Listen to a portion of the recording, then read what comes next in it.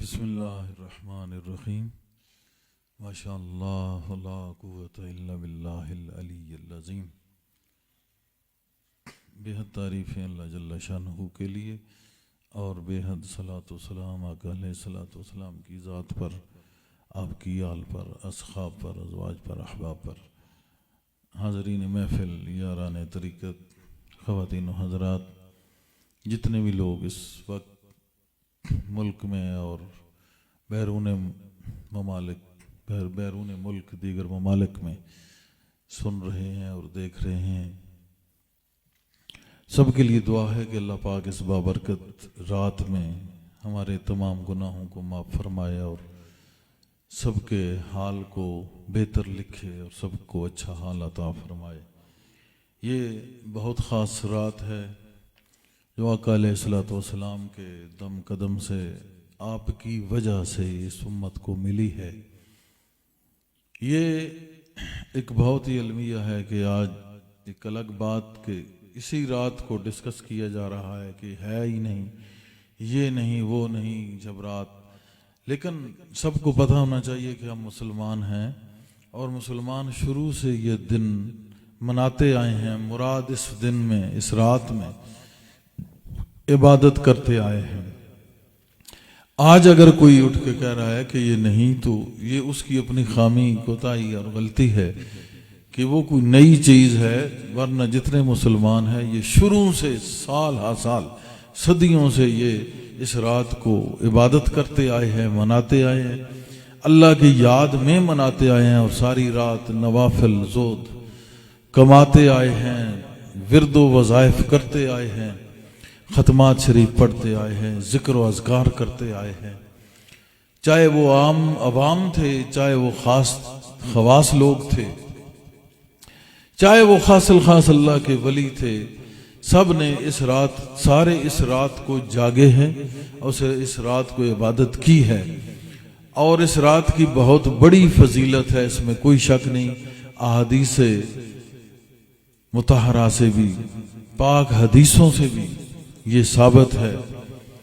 اور آج اگر کوئی سوال کرتا ہے کہ شب رات ہے یا نہیں، تو دراصل اس کی اپنی کوئی برات ہے ہی نہیں، یہ اس کی اپنی بدقسمتی، بد نصیبی ہے کہ وہ طریقہ جو مصطفیٰ کریم علیہ الصلوۃ والتسلیم کا طریقہ تھا، اس کو اس نے چھوڑ دیا اور اپنی ذہنی اختراع کے، یعنی اپنی ہوا و ہوس، اپنے نفس کا پجاری بن گیا اور اس نے وہ چیزیں چھوڑ دیں جو اس کے آباء و اجداد، اسلاف اجداد اور بزرگان دین، اولیاء اللہ کرتے آئے تھے، علماء ربانیین کرتے آئے تھے، اولیاء اللہ کرتے آئے تھے۔ اس نے ان چیزوں کو چھوڑ دیا جو صدیوں اور سالہ سال سے آ رہی ہیں مسلمانوں کے گھروں میں، تو ان کو چھوڑ دیا اور اپنے نفس اور اپنی ذہنی اختراع کا پیرو بن گیا۔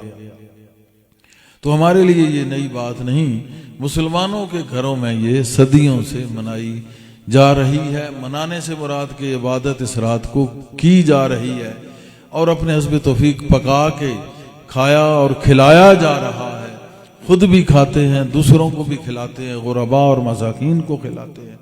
تو گویا یہ شب برات بہت مقدر والے لوگوں کے مقدروں کو بلند کرتی ہے اور ان کے مقدروں کو اس رات میں لکھا جاتا ہے۔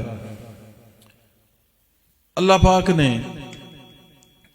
بہت بڑی ایک رات عنایت فرمائی، جیسا کہ میں نے کہا، حضور صلی اللہ علیہ وسلم کے مرہون منت، آپ کی وجہ سے، آپ کے کرم سے، گویا آپ کا کرم یوں چھلک رہا ہے کہ کبھی رمضان، شعبان، رمضان، محرم، ذی الحج، ایسے بابرکت مہینے، رجب، شعبان، رمضان، کبھی ایسے مہینے، عیدین، عید میلاد النبی، کبھی ایسے مہینے، کبھی جمعۃ المبارک، کبھی جمعرات کی رات اور اس میں بخشش کی ساعت اس میں بھی ہے، اور حاجات کو پورا کرنے والی ساعت اس میں بھی ہے۔ اسی طرح شب برات بھی حضور صلی اللہ علیہ وسلم کے کرم کی ایک لہر ہے جو اللہ نے ہمیں عطا فرمائی ہے، جو حضور صلی اللہ علیہ وسلم، حضور پر نور کی وجہ سے ہے، جن کا تعلق حضور سے ہے، وہ اس رات کو شروع سے منا رہے ہیں. جن کا تعلق پہلے بھی نہیں تھا وہ بھی اس رات، وہ اس وقت بھی اس رات سے غافل تھے. جن کا تعلق آج بھی حضور پر نور صلی اللہ علیہ وسلم سے نہیں ہے، آج بھی اس رات سے غافل ہے. ایک سب سے پہلی بات میں آپ کو بتاتا چلوں کہ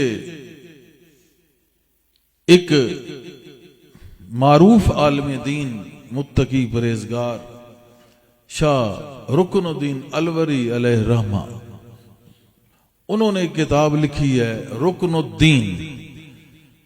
اس کے اندر انہوں نے یہ قول نقل کیا ہے اس رات کے حوالے سے، بہت زبردست ہے. اور وہ بی بی پاک دامن، بی بی جنت خاتون، مائی جنت خاتون سلام اللہ علیہا کی نسبت سے انہوں نے یہ قول لکھا ہے کہ آپ سرکار فرماتی ہیں، آپ علیہ السلام فرماتی ہیں کہ اس رات کو اگر کوئی 8 رکعت نوافل پڑھے اور اس طرح پڑھے کہ ایک سلام کے ساتھ 8 رکعت نوافل ایک سلام کے ساتھ پڑھے، اور ہر بار فاتحہ کے بعد 11 بار سورہ اخلاص پڑھے، تو اس کی فضیلت اس رات میں یہ ہے، وہ فرماتی ہیں کہ جب تک وہ جنت میں نہیں جائے گا میں جنت میں قدم نہیں رکھوں گی. یہ بی بی سلام اللہ علیہا کا قول ہے کہ اس رات کی اتنی فضیلت ہے. اور میں سمجھتا ہوں آپ کے قول نے اس رات کو اور 4 چاند لگا دیے. تو کیا کرنا ہے تمام بیبیوں نے اور مرد حضرات نے کہ 8 رکعت نماز نفل پڑھنی ہے ایک ہی سلام کے ساتھ، سورہ فاتحہ کے بعد 11 بار سورہ اخلاص. تو اس کا اجر پھر بی بی کہتی ہیں کہ وہ میرے پاس ہے، یعنی کہ آپ اس کا وسیلہ ہیں، آپ اس کی بخشش کے لیے دعا گو ہیں. اور مجھے یقین ہے کہ اگر رسول کی بیٹی کہہ دے تو ایسے ہو جاتا ہے. آپ کی عزت و عظمت کو پہنچنا تو درکنار، سمجھنا بھی عام بندے کے بس کی بات نہیں، خاص بھی نہیں پہنچتا. خاص الخاص بہت کوئی ہو جس پہ کرم ہو اللہ کا، تو انتہائی غوطہ زن ہو تو بی بی صاحب کے پاؤں کی جو شان ہے اس تک بھی پہنچ جائے تو بڑی بات ہے. کیونکہ اپنے تو اپنے تھے، غیروں سے نبھاتے تھے رسول، میں محبت ہر ایک کو پلاتے تھے رسول. عزت تو سب کو ملی اس در سے معمود، مگر ادب زہرا میں کھڑے ہو جاتے تھے رسول سلام اللہ علیہ. آپ کی یہ شان کہ جب بھی بی بی پاک دامن تشریف فرما ہوتی مائی جنت خاتون سلام اللہ علیہ، تو آپ کھڑے ہو کے استقبال فرماتے. تو آپ اس بات سے اندازہ لگائیں کہ جس کی شان یہ ہے تو اس کی عزت و عظمت و رفت اور اس کے مقام کو کوئی چھو بھی نہیں سکتا. سمجھنا بھی بہت مشکل ہے، چھونا تو درکنار. جتنا بھی کوئی ٹل مار لے، اللہ کا ولی ہو اور اس پر نظر ہو رسول اللہ صلی اللہ علیہ وسلم کی، تو آپ کی جو جوڑے مبارک ہیں ان تک پہنچ جائے تو بہت بڑی بات ہے. لوگ باتیں کرتے ہیں، اصل ان کا مقدر خراب ہے. سارے اعمال ضائع و تباہ و برباد ہو جاتے ہیں جب ایسے پاک نفوس قدسیہ کے متعلق غلط خیال کر لیا جائے. اللہ پاک کی طرف سے عذاب نازل ہوتا ہے، تباہی و بربادی نصیب ہوتی ہے. آج نہیں تو کل صحیح ہوتی ضرور ہے، نہیں تو اعمال رد ہو جاتے ہیں. ایسا اللہ پاک نے شرف عطا فرمایا ہے. مائی صاحبہ کو اور ان کے خانوادہ کو اور نسبت داروں کو. تو یہ قول مولانا شاہ رکن الدین الوری علیہ رحمہ نے اپنی کتاب رکن الدین کے اندر نقل کیا ہے، اور وہ جو کتاب ہے وہ فقہ کے متعلق سوال و جوابات ہیں، اس میں بہت کارآمد کتاب ہے۔ ویسے بھی مسلمانوں کو چاہیے کہ گھر میں ہو اور اس کا مطالعہ کریں۔ ہر سوال کا جواب اس میں دیا گیا ہے جو فقہ کے متعلق ہے، تمام معتبر کتب سے اس کا جواب دیا گیا ہے حوالہ جات کے ساتھ۔ تو یہ اس میں نے یہ دیکھا تھا، ہر سال ہم یہ بتا دیتے ہیں، جن کے مقدر میں ہے وہ پڑھ لیتے ہیں۔ اللہ پاک ہمیں توفیقات عطا فرمائے اور اضافہ فرمائے۔ اسی طرح اسی رات کے حوالے سے میں آگے بات کروں گا۔ اللہ پاک نے فرمایا فاستغفروہ ثم توبوا الیہ ان ربی قریب مجیب۔ یہ سورہ ہود میں آیت نمبر 61 ہے کہ سو تم اس سے معافی مانگو، پھر اس کے حضور توبہ کرو، بے شک میرا رب قریب ہے، دعائیں قبول کرنے والا ہے۔ اللہ پاک گویا بلا بلا کے مسلمانوں کو جنت عطا کر رہا ہے، بلکہ وہ جو مانگتے ہیں وہ عطا کر رہا ہے، بلکہ جو ان کے سینے کے اندر ہے وہ چاہتے ہیں وہ عطا کر رہا ہے، بلکہ جو ان کی طلب ہے جس کے لیے وہ کوشاں رہتے ہیں وہ عطا کر رہا ہے۔ شرط ایک ہے کہ معافی مانگو اور اس کی طرف لوٹ آؤ، تو پھر بے شک محبوب آپ فرما دیں کہ میرا رب جو ہے وہ قریب بھی ہے مجیب بھی ہے، یعنی کہ وہ قربتیں بھی عطا کر دیتا ہے اور تمہاری دعاؤں کو سنتا ہے اور تمہیں قبول کر کے تمہیں بھی مستجاب الدعوات بنا دیتا ہے کہ جب اس کی قربتیں ملیں گی، جب وہ قریب ہونے کا تصرف، وہ فیض، وہ کرم، قربت کا کرم، قربتوں کا وہ ذوق تمہیں عطا فرمائے گا، تو اس سے تمہارے باطن کے اندر جب اس کا نور پھیلے گا، تمہیں مسرور کرے گا، تو قربتوں کی یہ جو لذت ہے، قربتوں کی یہ لذت تمہیں اس کے قریب کر رہی ہے جو وحدہ لا شریک ہے، جس کا کوئی شریک نہیں، جو عطا در عطا اور عطا کا منبع ہے، جو ہر چیز کا مالک و مولا ہے، خالق مالک رازق ہے، گویا اس کی قربتیں تمہیں مل رہی ہیں۔ تو ایسی کی جو قربتیں ہیں پھر وہ انسان کو اپنی ولایت پہ فائز کرتا ہے، جو سچے دل سے توبہ کرے اور توبہ کرے، استغفار، معافی مانگے اور توبہ کرے، پہلے جو کچھ ہو گیا اس پر معافی مانگے، اور پھر توبہ یعنی کہ اس کے اندر احساس ندامت پیدا ہو اور اس کی طرف وہ لوٹ آئے۔ جب وہ اس کی طرف لوٹ آئے گا تو پھر اس کو پائے گا کہ وہ قریب بھی ہے مجیب بھی ہے، یعنی کہ اس کو اس مقام محبت، مقام دوستی میں اس مقام محبت پہ فائز کرے گا کہ اب وہ اس کی شانوں کو قریب سے دیکھے گا اور اپنی دعاؤں کو قبول ہوتے دیکھے گا کہ وہ قریب بھی ہے اور میری دعائیں قبول بھی کر رہا ہے۔ گویا مقام ولایت پہ اس کو فائز کر دے گا کہ وہ خود مستجاب الدعوات ہوگا، اگر وہ کسی کے لیے دعا بھی کر دے گا اللہ قبول فرمائے گا۔ ان ربی قریب مجیب، کہ محبوب آپ فرما دیں کہ میرا رب قریب ہے اور مجیب ہے، اور قریب اس لیے ہے کہ قربتیں دیتا ہے، مجیب اس لیے ہے کہ تمہاری دعائیں قبول کرتا ہے۔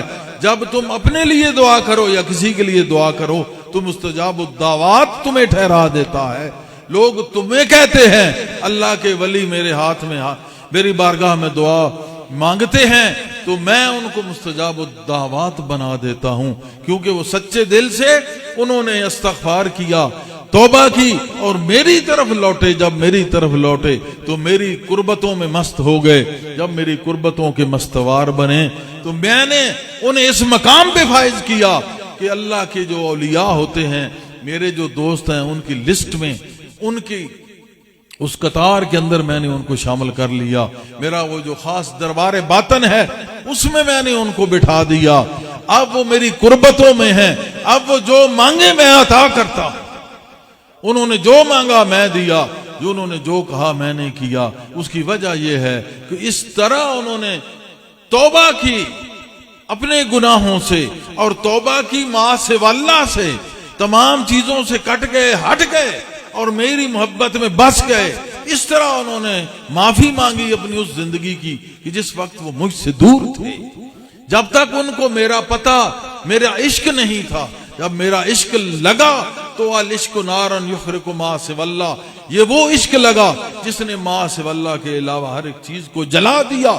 صرف میری محبتیں باقی رہیں، میں باقی رہ گیا. گویا ان کو میں ہی باقی دکھا، وہ میرے ہو گئے، میں ان کا ہو گیا.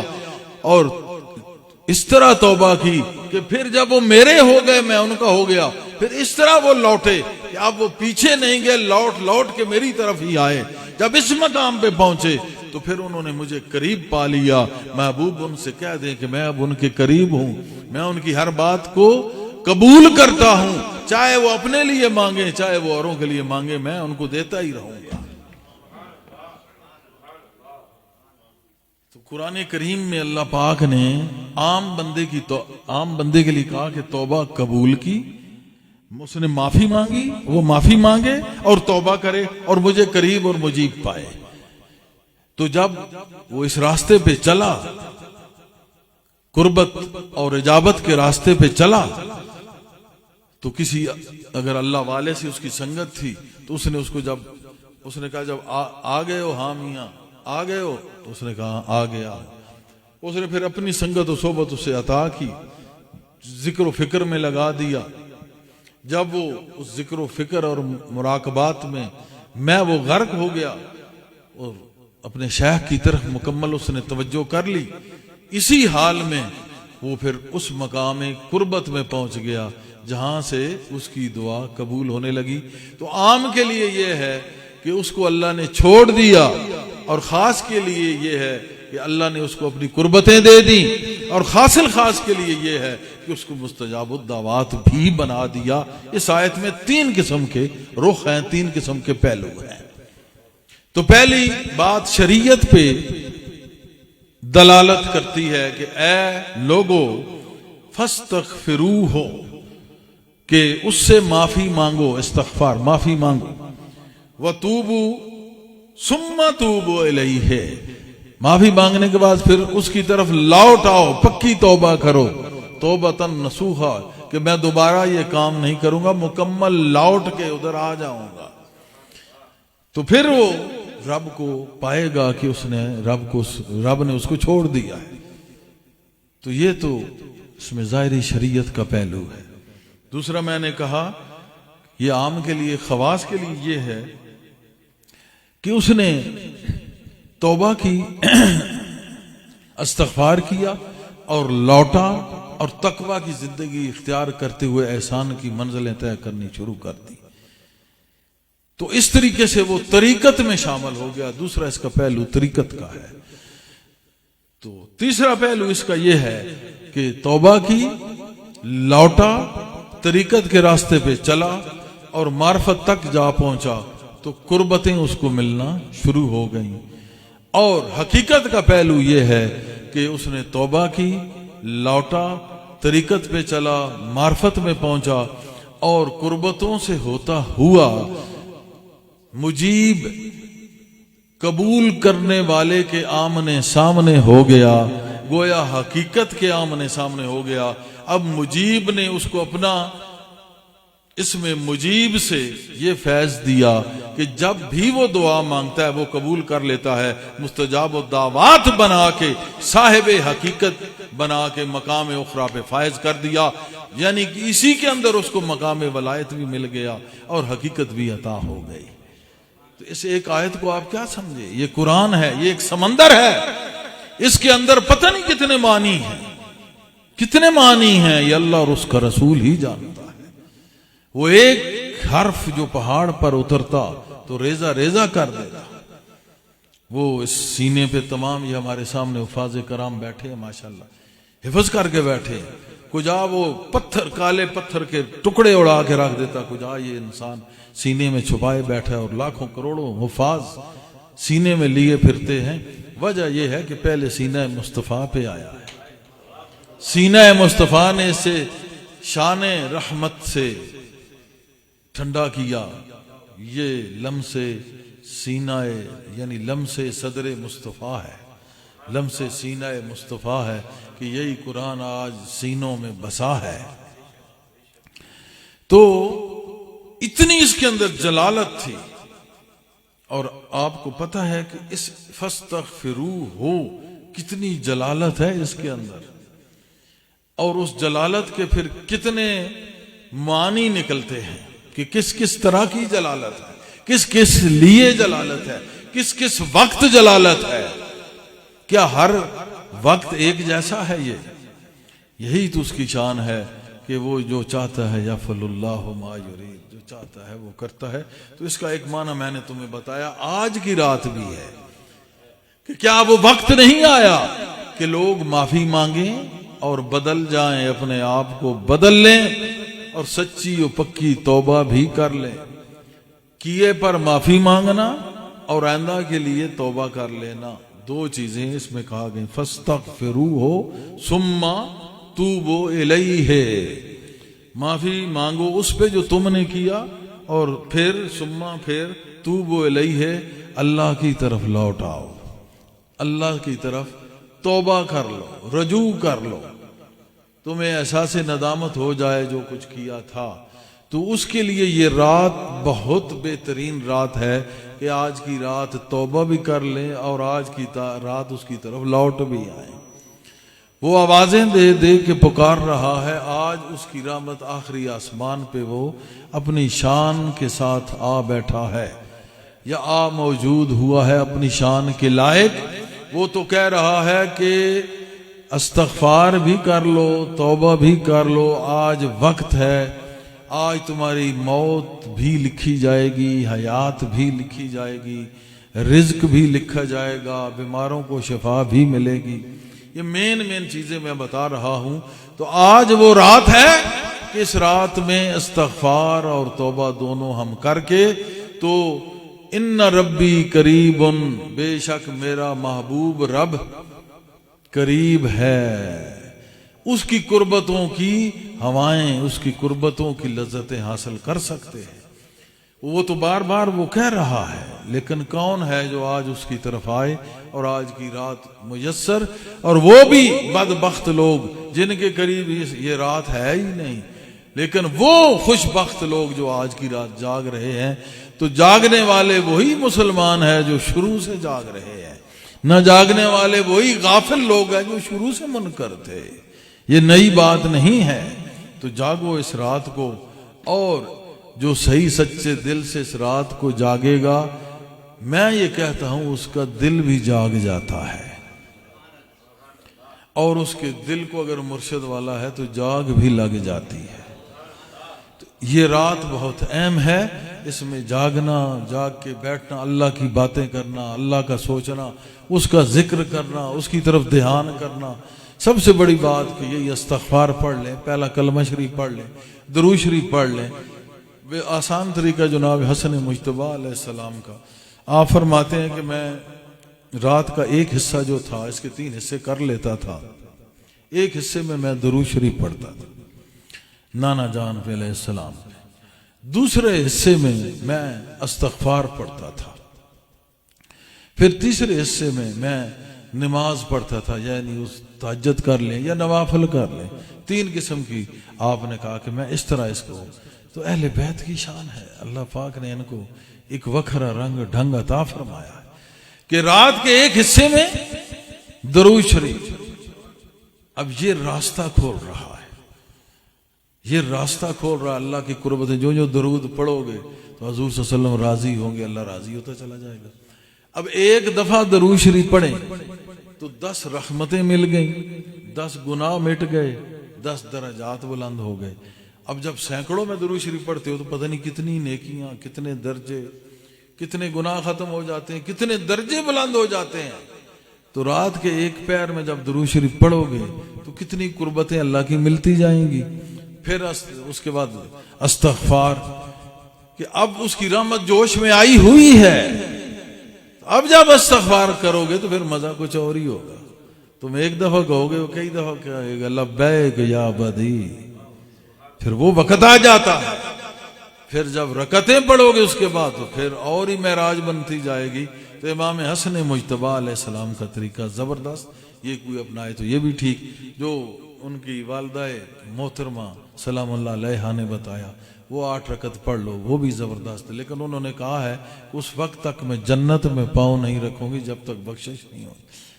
تو آپ اندازہ کریں کہ وہ تو ہر وقت ہمارے بخشش کے لیے کوشاں تھے، لیکن آج کے یہ کم بخت اور بد بخت لوگ، ان کو ان کی شان، ان کی فضیلت کا کچھ علم نہیں کہ کیا نبی اور کیا آل نبی اور خون نبی کا کیا احترام ہوتا ہے. اللہ پاک ہمیں سمجھنے کی اور ادب کرنے کی توفیق عطا کرے. اس سے آگے میں کہوں گا، یہ تو یہاں تک ایک بات ہوئی، اس سے آگے اب یہ سوال پیدا ہوتا ہے کہ اس کی حوالہ جات کے ضمن میں کچھ بات کرنا چاہوں گا. امام ابن ماجہ اور امام بہقی نے شعب الایمان میں حضرت علی رضی اللہ عنہ سے روایت کی ہے کہ رسول اللہ صلی اللہ علیہ وسلم نے فرمایا، یہ چیزیں پہلے بیان ہو چکی ہیں، چونکہ اس رات سے مناسبت ہے تو میں اس کو دوبارہ دہراتا ہوں. دہرانے سے مراد کہ میں اس کو بیان کرنا بھی ثواب سمجھتا ہوں، کیونکہ یہ جب ہم بیٹھے ہیں نا تو یہ وہی لمحات چل رہے ہیں جب رب کریم بہت قریب سے رحمتیں برسا رہا ہے. تو اس وجہ سے اس کو میں بطور کار ثواب بھی سمجھتا ہوں. اور پھر حدیث مصطفیٰ ہو اور اس کا بیان ہو، ادھر رب کا رحمت کا نزول ہو، تو پھر بات کچھ اور ہوتی ہے. آنکھ والا تیرے جو بن کا تماشا دیکھے. جب نصف شعبان آپ فرماتے ہیں، جب نصف شعبان کی رات آئے تو رات کو قیام کرو.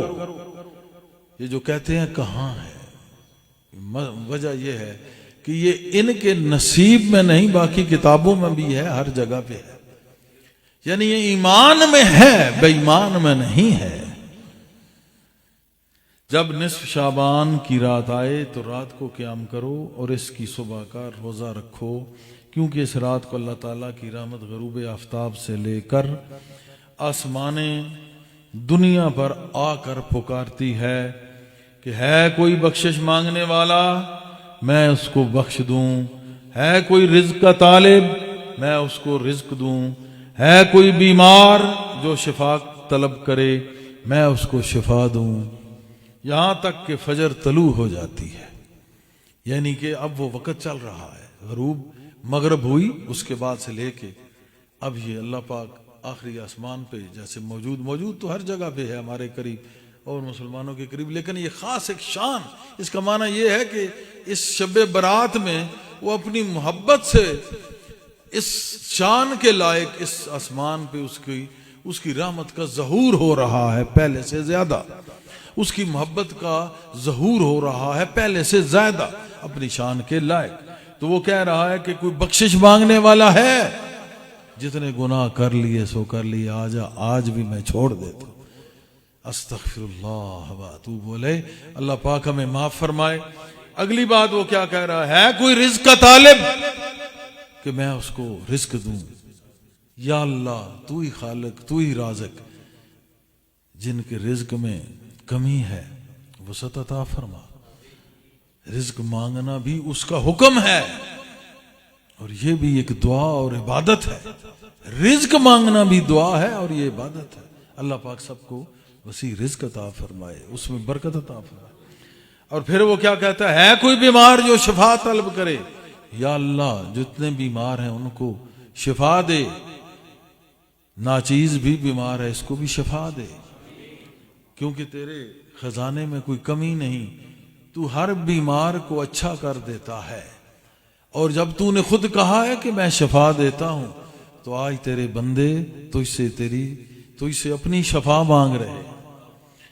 تو جب وہ خود کہہ رہا ہے اور حضور صلی اللہ علیہ وسلم نے فرما دیا، پھر کم بختی کی انتہا کہ بندہ اس رات کو کہے جی ہے نہیں، تیرے مقدر میں نہیں، تیرے ایمان میں نہیں، صاحب مقدر کے پاس ہے اور صاحب ایمان کے پاس ہے. یہ سنن ابن ماجہ، کتاب ما جاء فی شہر رمضان، باب ما جاء فی لیلۃ النصف من شعبان، جلد اول، حدیث نمبر 1388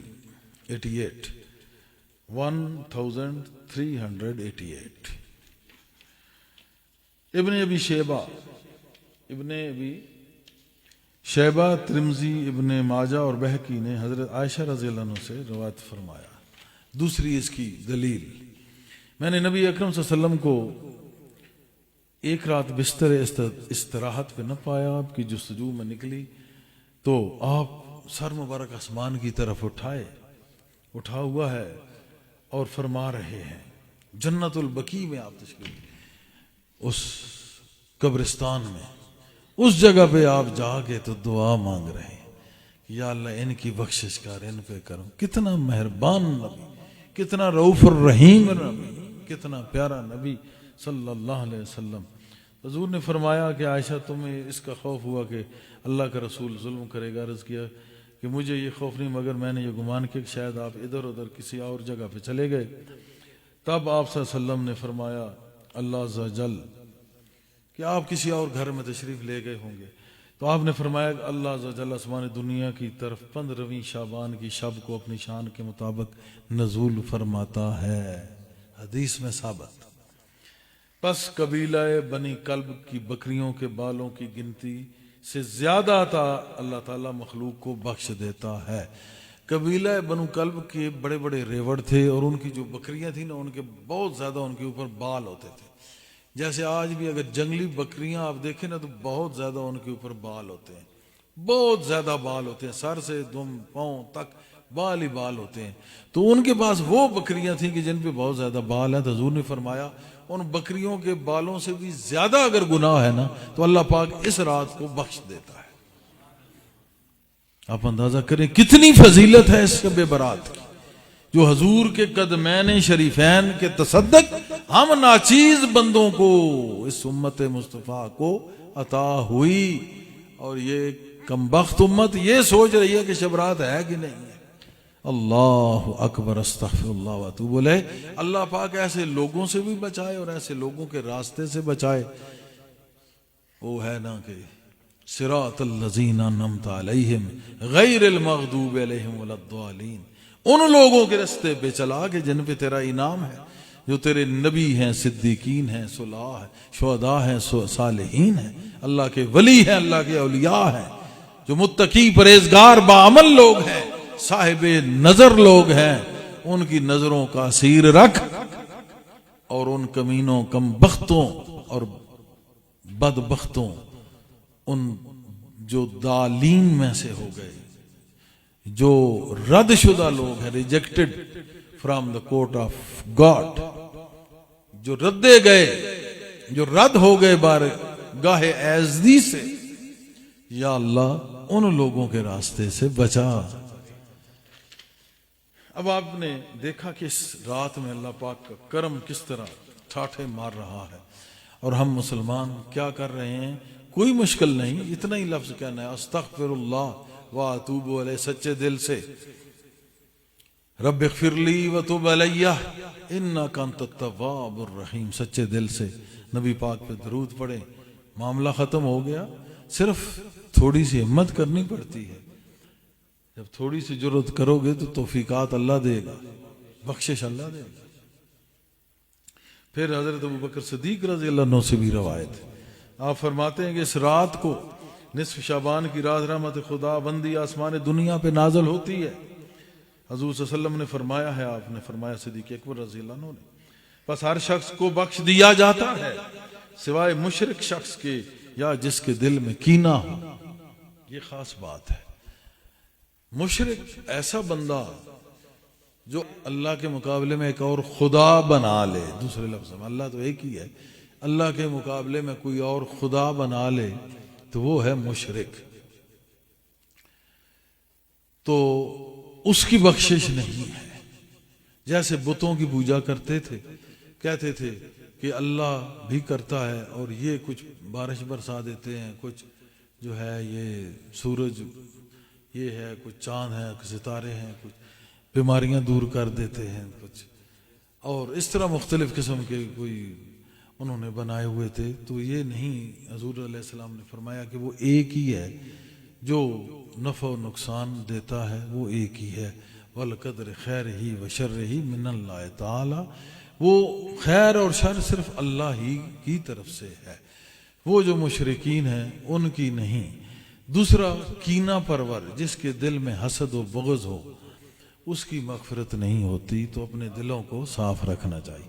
یعنی وہ رات ہے کہ ہر کوئی نفع اٹھا جائے گا، ایسے بندے نہیں اٹھائیں گے جو اللہ کو مانتے تو ہیں، جانتے ہیں مگر مانتے نہیں ہیں، یا اللہ کو اللہ سمجھتے ہیں مگر حسب ضرورت، پھر بعد میں بھول جاتے ہیں کہ یہ بھی نہیں، جو بھی کرتا ہے اللہ کے امر سے کرتا ہے، وہ سارا اللہ ہی کرتا ہے۔ تو ایک وہ بندے جو اللہ کو بھول جاتے ہیں، ان کا اپنا بت یہ بھی شرک ہے، ان کی دنیا پرستی یہ بھی شرک ہے، اور ان کا عبادت اس لیے کرنا کہ وہ دوزخ سے بچیں گے اور جنت میں جائیں گے، یہ بھی ٹھیک نہیں ہے۔ اس میں بھی اپنے شرک کو درست کر لو۔ مائی رابعہ بصری نے ایک ہاتھ میں گلاس پانی کا لیا، ایک ہاتھ میں انگارے لیے، کہا مائی کدھر جا رہی ہو؟ مست تھی وہ، اس نے کہا اس گلاس کو میں دوزخ پہ پھینکوں گی اور ٹھنڈا کر دوں گی، اور ان انگاروں کو میں جنت میں پھینک کے جلا دوں گی۔ کیوں مائی ایسا کیوں کرو گی؟ ایسا کیوں کر؟ اس نے کہا یہ دوزخ کے ڈر سے عبادت کرتے ہیں اور جنت کی طلب میں عبادت کرتے ہیں، خالصتاً خدا کی تو کرتا ہی کوئی نہیں۔ تو یہ بھی ایک شرک کے ہے مناسبت سے۔ بہرحال جب عبادت کرو تو اخلاص ہونا چاہیے، خالصتاً للہیت اس میں ہونی چاہیے۔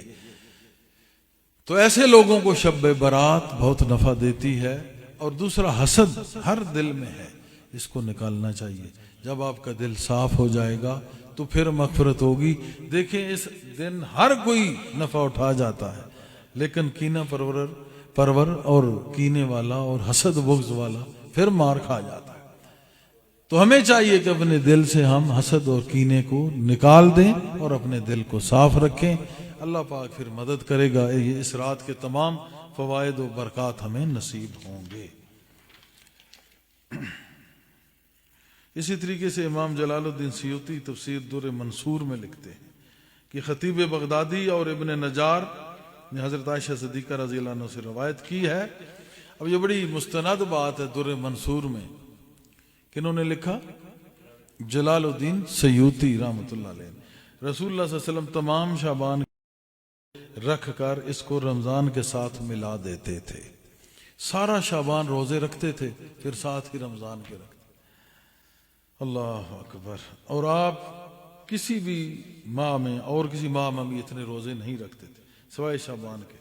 میں نے عرض کی یا رسول اللہ صلی اللہ علیہ وسلم، شعبان کا مہینہ آپ کو بڑا پسند ہے کہ آپ اس کے روزے رکھتے ہیں؟ آپ صلی اللہ علیہ وسلم نے فرمایا اے عائشہ، نہ کوئی نفس بھی پورے سال میں فوت نہیں ہوتا۔ آپ نے فرمایا کہ کوئی بندہ بھی پورے سال میں فوت نہیں ہوتا مگر اس کی اجل یعنی موت شعبان میں لکھ دی جاتی ہے۔ تو میں پسند کرتا ہوں کہ جب میری اجل لکھی جائے تو میں اللہ کی عبادت اور عمل صالح میں مصروف ہوں۔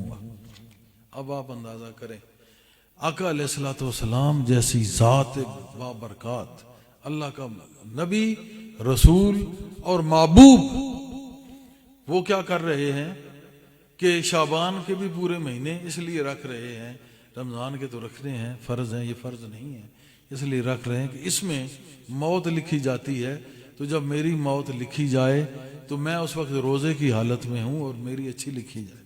اندازہ کریں، عبادت اور عمل صالح میں مصروف ہوں۔ یہ سوچ ہے سید الانبیاء کی، سید الانبیاء والمرسلین کی، اور باقی کس باغ کی مولی ہیں۔ آپ اندازہ کریں اگر ان چیزوں پر عمل کر لیا جائے یہ قوم، یہ ملک سنور جائے گا۔ کہ رسول اللہ صلی اللہ علیہ وسلم کی یہ ایک ہی بات کو پکڑ لیں کہ آپ ڈر رہے ہیں کہ شعبان کے روزے بھی رکھ رہے ہیں کہ موت لکھی جائے تو عمل صالح میں مصروف ہوں، نیک عمل اس حال میں لکھی جائے۔ لیکن آج امت کو کوئی فکر نہیں ہے کہ موت کس طرح لکھی جائے۔ یہ تو نبیوں کا بادشاہ، سلطان رسولوں کا، اس کی یہ سوچ ہے کہ شعبان کے روزے اس لیے رکھ رہا ہوں کہ موت اچھی لکھی جائے، اور آج امت کو پرواہ ہی نہیں ہے۔ اللہ پاک حضور صلی اللہ علیہ وسلم کی اس عمل پہ عمل، اس طریقہ پہ عمل کرنے کی توفیق عطا کرے۔ اپنے آپ کو سمجھو، یہ قوم اور ملک بچ سکتا ہے اگر حضور صلی اللہ علیہ وسلم کا وہ طریقہ محمدی اپنا لے۔ تو شعبان کے حوالے سے یہ اور زبردست بات آپ کے سامنے آ گئی۔ تو اس سے پتہ چلا، میں نے پوری وضاحت اور سرات کے ساتھ اس رات کے فضائل بھی بیان کی اور قرآن شریف کی اس آیت کی تفسیر بھی بیان کی، اور اس تفسیر کا اصل جو دن بھی ہے نا وہ بھی میں بیان کیا کہ یہ شب رات کی رات ہے۔ فاستغفروہ ثم توبوا الیہ، کہ تم استغفار کرو پھر اس کی طرف تم لوٹو، وہ یہ رات ہے، اس رات میں استغفار بھی کرو پھر توبہ بھی کر لو، معافی پہلے گناہوں سے اور توبہ کہ میں اب آ گیا ہوں، آپ قبول کر لے، یقیناً وہ قریب ہو جائے گا اور وہ مجیب ہے، قبول بھی کر لے گا۔ تو اللہ کے ولیوں کو اللہ پاک نے جو طاقتیں عطا کی وہ یہ وجہ تھی کہ اس رات کو وہ جاگے، انہوں نے اللہ سے طاقت مانگی۔ جب طاقت مانگی، جب وہ کہہ رہا ہے کہ میں رزق دیتا ہوں، میں بیماروں کو شفا دیتا ہوں، میں ہر جو بھی کوئی مانگنے والا ہے میں اس کو مانگتا ہوں، میں اس کو دیتا ہوں، تو گناہوں سے معافی دیتا ہوں۔ تو جب وہ یہ مانگتے ہیں کہ یا اللہ تو اپنا قرب عطا فرما، اپنی طاقتوں میں سے کچھ ذرہ عطا فرما، تو ان کو پھر طاقتیں ملیں، اور اللہ کے ولیوں نے پھر وہ ان کو جب ان طاقتوں کا اظہار ہوا تو اس کو کہتے ہیں کرامات۔ نبیوں کو ملی تو اس کو کہتے ہیں معجزات۔ معجزہ نبی کا ہے، کرامت ولی کی ہے۔ اللہ کے نبی کا معجزہ ہوتا ہے اور اللہ کے ولی کی کرامت ہوتی ہے۔ جب اللہ چاہتا ہے تو ولی کے ہاتھ سے وہ کرامت ظاہر فرماتا ہے۔ جو ان راتوں کو جاگے، اللہ نے اپنی محبتیں عطا کی، قربتیں دیں، اور ان کو مستجاب الدعوات بھی بنایا اور اپنا دوست بھی بنا لیا، ان کو اپنی طاقتوں میں سے طاقت بھی عطا فرما دی۔ پھر انہوں نے وہ کرشمے دکھائے، انہی کرشمات کے تحت بہت سارے لوگ ایمان لے آئے اللہ اور رسول پہ، کہ اگر اللہ کا بندہ یہ واقعتاً ایسا بندہ ہے تو اس کا رب کیسا ہوگا؟ جب یہ ایسا کر رہا ہے تو پھر اس کا مالک جو ہے، اس کا جو رب ہے وہ کیسا ہوگا؟ اس بندے کو دیکھ کے رب یاد آیا تو وہی ولی قرار پایا، اور جب رب یاد آیا تو اس ولی کی کرامت کو دیکھا، اس سے لوگ اس کرامت کو دیکھ کے اللہ کی طرف راغب ہوئے تو مسلمان ہو گئے، رسول اللہ کے سچے غلام ہو گئے۔ تو یہ اللہ پاک اپنے بندوں کو نوازتا ہے۔ ایک عام بندہ جو غافل پڑا سو رہا ہے، ایک وہ بندہ جو ساری رات اس کی محبت کے ترانے گا رہا ہے، اس کی محبت میں نوافل، استغفار، درود و سلام ہر وقت ذکر کر رہا ہے، ساری رات لمحہ با لمحہ اوراد و وظائف ختمات پڑھ رہا ہے، مراقبات اور افکار میں اس نے رب کی محبتوں کو بسا لیا ہے۔ ایک وہ غافل جو سو رہا ہے، ایک وہ بندہ جو اس کا ہے، اس میں کوئی فرق ہی نہیں، زمین و آسمان سے بڑھ کے فرق ہے۔ غافل کو کبھی وہ اپنی باطنی علم نہیں دیتا، اور باطنی جو تصرفات اپنے بندوں کو عطا کرتا ہے کبھی غافل کو عطا نہیں کرتا۔ تو جو اس کے ہو جاتے ہیں ان کو باطنی علوم کے ساتھ ساتھ باطنیہ تصرفات بھی عطا کرتا ہے وہ۔ ان ربی قریب مجیب، وہ رب قریب ہے اور مجیب ہے۔ اب میں آپ کو ایک بات بتاؤں ابن تیمیہ کے حوالے سے، اس پہ میں ختم کروں گا کہ جب تتاریوں نے دمشق پہ حملہ کیا تو ابن قیم، یہ مدارج السالکین انہوں نے کتاب لکھی ہے، حافظ ابن قیم جو ان کے شاگرد، اس میں یہ واقعہ ابن تیمیہ کا وہ لکھتے ہیں کہ جب تتاریوں نے دمشق پہ حملہ کیا تو ابن تیمیہ نے گھوڑے پہ سوار ہوئے اور ہاتھ میں کشمش لی اور ان فوجیوں کو جا کے دے رہے تھے کہ یہ کھاؤ۔ تو رمضان تھا تو انہوں نے کہا روزہ نہ رکھو، کیونکہ بدر والے دن حضور نے روزہ نہیں رکھا تھا، روزہ نہ رکھو، یہ کشمش کھاؤ۔ بہت سارے کو کشمش دیتے اور ساتھ ہی کہتے کہ تم جیت جاؤ گے، یہ کشمش کھاؤ تم جیت جاؤ گے۔ تم جیت جاؤ گے، تم جیت جاؤ گے۔ تو ساتھ ہی ان کے کوئی شاگرد تھے، یہی ابن قیم یا پھر کوئی اور، انہوں نے کہا کہ آپ انشاءاللہ بھی کہہ دیں۔ اس نے کہا کہ سنت کے تحت تو میں کہہ دیتا ہوں انشاءاللہ، باقی میں نے رات کو دیکھ لیا ہے کہ لوح محفوظ پر دیکھ لیا ہے کہ تاتاری مار کھا جائیں گے، پٹ جائیں گے مسلمانوں کے ہاتھوں۔ ابن تیمیہ نے کیا کہا کہ کشمش کھاؤ، روزہ نہ رکھو۔ حضور نے بدر میں روزہ نہیں رکھا تھا، رمضان تھا، ادھر بھی رمضان ہے۔ کشمش کھاؤ اور تم جیت جاؤ گے، جیت جاؤ گے، جیت جاؤ گے۔ تو شاگردوں میں سے کسی نے کہا کہ انشاءاللہ کہہ دو۔ انہوں نے کہا سنت کے تحت انشاءاللہ میں کہہ دیتا ہوں، باقی میں رات کو دیکھ چکا ہوں لوح محفوظ میں کہ مسلمان جیت جائیں گے اور تتاری ہار کھا جائیں گے، پٹ جائیں گے، ان کے ہاتھوں مات کھائیں گے۔ اور وہی ہوا، وہ جیت گئے بعد میں۔ تو بات یہ ہے کہ آپ اس بات سے اندازہ کریں کہ اگر اس بات پہ ان لوگوں کا ایمان ہے کہ اللہ کا بندہ لوح محفوظ کو پڑھ سکتا ہے اور جیت ہار کو دیکھ سکتا ہے، تو یہی ہم کہتے ہیں کہ جو اللہ کا ولی ہو، جو اللہ کا ولی ہو اور وہ ولیوں کا ولی ہو، سیدنا شیخ عبد القادر جیلانی ہو، غوث سمدانی ہو، وہ بھی جب آنکھ اوپر اٹھائے تو لوح محفوظ کا مشاہدہ فرما سکتے ہیں۔ اور جب وہ کہیں کم باذن اللہ کہ اٹھ اللہ کے حکم سے، تو مردہ اٹھ کے چل پڑتا ہے۔ یہ ممکن ہے کہ اللہ اپنے بندوں کو طاقت دیتا ہے، وہ بندے کی طاقت نہیں ہوتی، وہ اللہ اپنی طاقت دیتا ہے۔ وہ اللہ کی طاقت سے وہ بندہ مردے کو زندہ کرتا ہے، بنفس نفیس بذات خود نہیں کرتا، اللہ طاقت عطا کرتا ہے تو اس طاقت سے وہ زندہ کرتا ہے۔ ایسے ہوئے ہیں، اللہ کی طاقت سے یہ سب کچھ ممکن ہے۔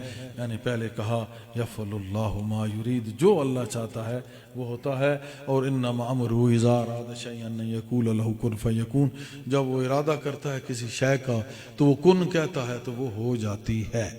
اللہ پاک ہمیں سمجھنے کی توفیق عطا کرے، دین کو، اسلام کو، اپنے مذہب کو اور اپنے طریقہ کو، طریقہ قادریہ، مخدومیہ، کلندریہ کو، اس کو سمجھنے کی توفیق عطا کرے۔ بغیر سوجھ بوجھ کے، علم کے، عمل کے، تقوی کے کبھی بھی انسان کو مقام قرب حاصل نہیں ہوتا۔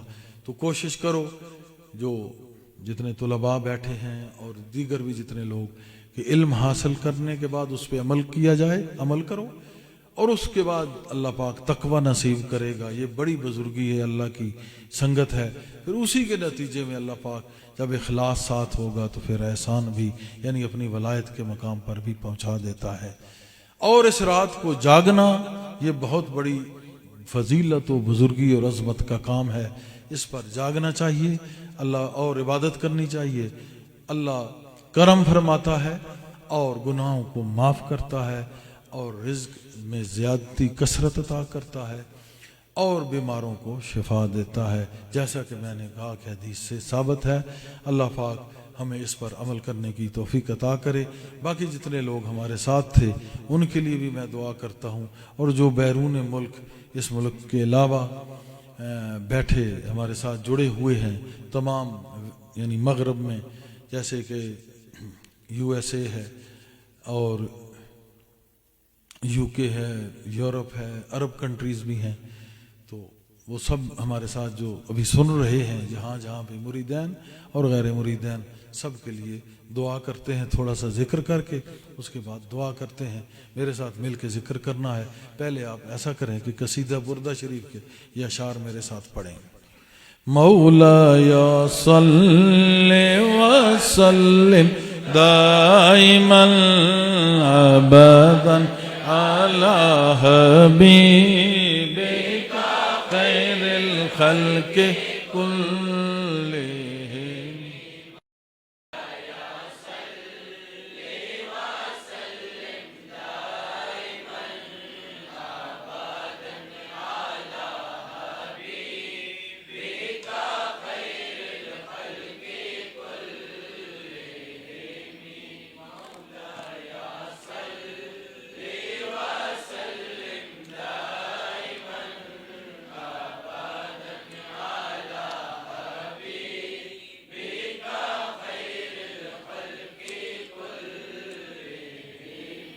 ہزاروں درود ہزاروں سلام بروح محمد علیہ السلام ہزاروں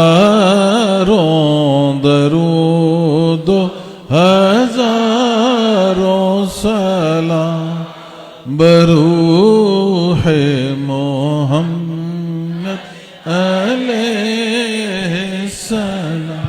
بسم اللہ الرحمن الرحیم. اللہ اللہ اللہ اللہ اللہ اللہ اللہ اللہ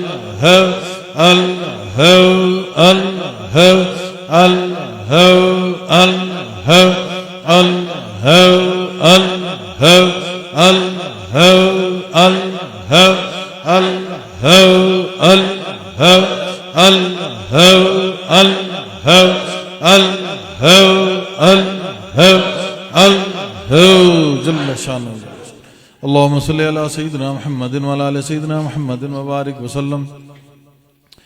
استغفر الله استغفر الله استغفر الله واتوب اليه. استغفر الله ربي من كل ذنب واتوب اليه. استغفر الله الذي لا اله الا هو الحي القيوم واتوب اليه. یا الہی اس محفل کو قبول فرما. جتنے لوگ اس محفل کے ساتھ شامل ہوئے جڑے رہے سب پہ فضل و کرم عطا فرما. یا الہی اپنی محبت عطا فرما. اپنے حبیب لبیب صلی اللہ علیہ وسلم کی محبت عطا فرما. صحابہ وال بیت کی محبت عطا فرما. اولیاء کرام کی محبت عطا فرما. اپنے شیخ کی محبت عطا فرما اور ان کے نقش قدم پہ چلنے کی توفیق عطا فرما. مولا کریم ہمارے تمام صغیرہ و کبیرہ گناہوں کو معاف فرما معاف فرما معاف فرما. یا الہی آئندہ صراط محبت پہ صراط مستقیم پہ قائم فرما. ان لوگوں کے راستے پہ چلا جن پہ تیرا انعام ہے اور ان لوگوں کے راستے سے بچا جن پر تیرا غضب ہے. یا الہی سب کے رزق میں وسعت و برکت عطا فرما. یا الہی سب بیماروں کو صحت کامل عطا فرما. مجھ بندہ ناچیز کو بھی صحت کامل عاجلہ عطا فرما. یا الہی جن کی اولاد نہیں اولاد صالحہ عطا فرما. مولا کریم جن کا گھر نہیں گھر عطا فرما. تسکین عطا فرما. سکون قلب عطا فرما. نیک مقاصد پورے فرما. تمام رکاوٹوں کو دور فرما. محبت مشن پہ خاص فضل و کرم عطا فرما. جتنے لوگ محبت مشن میں شامل ہو چکے ہیں ان پہ خاص فضل و کرم عطا فرما. اللهم انصرنا فإنك خير الناصرين وافتح لنا فإنك خير الفاتحين واغفر لنا فإنك خير الغافرين وارحمنا فإنك خير الراحمين وارزقنا فإنك خير الرازقين واحفظنا فإنك خير الحافظين وادنا ونجينا من القوم الظالمين. لخمسة اطفي بها حر الوباء الحاتمة المصطفى والمرتضى وابناهما والفاطمة. استغفر الله واتوب اليه استغفر الله واتوب اليه استغفر الله واتوب اليه. بحق لا الہ الا اللہ محمد رسول اللہ. الہی بحق بنی فاطمہ کے بر قول ایمان کنی خاتمہ. یا الہی سب کو خاتمہ بالایمان کرنا. تمام صغیرہ و کبیرہ گناہوں کو معاف فرما. تمام صغیرہ و کبیرہ گناہوں کو معاف فرما. تمام صغیرہ و کبیرہ گناہوں کو معاف فرما. یا الہی آخری وقت لا الہ الا اللہ محمد رسول اللہ سب کو نصیب فرما. یا الہی اپنی محبت اپنے حبیب پاک کی محبت میں ہمیشہ سرشار رکھ. یا الہی ہر طرح سے بہتری فرما. جتنے بھی مولا کریم وہم وسوسے آتے ہیں ان طالبان حق کو اس سے ان کو نجات عطا فرما. تمام نیگیٹیوٹیز جو آتی ہیں ان سے بچا. وہم وسوسہ خرطوم خناس سے بچا. آمین. اپنی اپنی دعا مانگ لے. اللہم صلی اللہ سیدنا